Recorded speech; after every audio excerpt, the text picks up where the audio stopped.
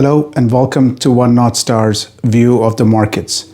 As we record this in the first few weeks of August, the markets have been volatile. In this particular instance, the markets have been volatile to the downside. And so, of course, there has been some concern whether it's a start of a bear market, if it's a start of something, which is more than a correction. So just to kind of give you a viewpoint on a high level, we continue to stay and we have stayed bullish of the market, and we look forward to positive outcomes. The S&P 500 from a market perspective has given us a reasonable return as yet into the year, and we look to see reasonable additional points of gains into that as December comes by.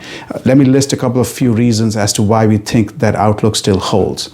One, the market will continue to see uncertainty come down into December. And the reason for that is very simple. As the election cycle ramps up, uncertainty will, of course, elevate a little bit more as the elections, whether you're a Democrat or Republican, irrespective, it will be a close election, is our forecast. And as the closeness of the election feeds into the stock market, we will see a little bit of uncertainty elevate itself. But come October and very early part of November, the uncertainty is going to all of a sudden, of course, we will get a result and uncertainty will come down. The last quarter of 2024, we will see, in our opinion, elevated returns back into the market, from an S&P 500 perspective. And so that keeps us positive. One, that's the first reason. The second reason, the legislators are all busy on the election cycle.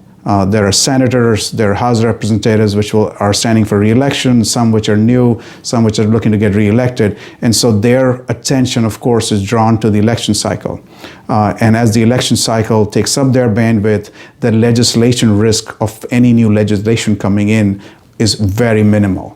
Can they pass a legislation? Of course. But just given the first thing they would like to do is to obviously, look and seek re-election or contest elections. And so again, from a legislation perspective, from a regulatory perspective, the risk or the uncertainty has come down, which the markets like, because then they don't have to deal with new variables. So that's the second reason for us to think and continue to be of a positive mindset into the market.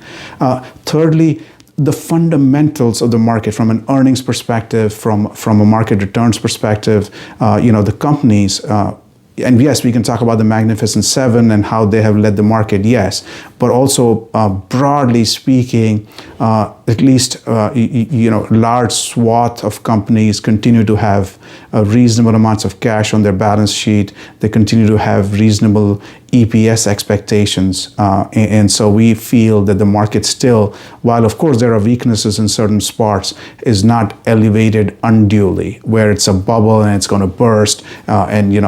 The credit markets and the bond markets are pricing in some sort of tsunami of defaults. And so we should worry about those things. Yes, there is elevated amounts of stress in some of the already stressed industries, etc., which we know. Manufacturing in America has been on somewhat of a soft spot, but services, which makes up a substantial, almost 2/3 from an economic perspective, makes up 2/3 of that activity, continue to stay on a strong point. So there are many of these things which continue to give us reason to stay positive. Would we have liked to have avoided the volatility? Of course, but that's the nature of the stock markets. You continue to see ups and downs.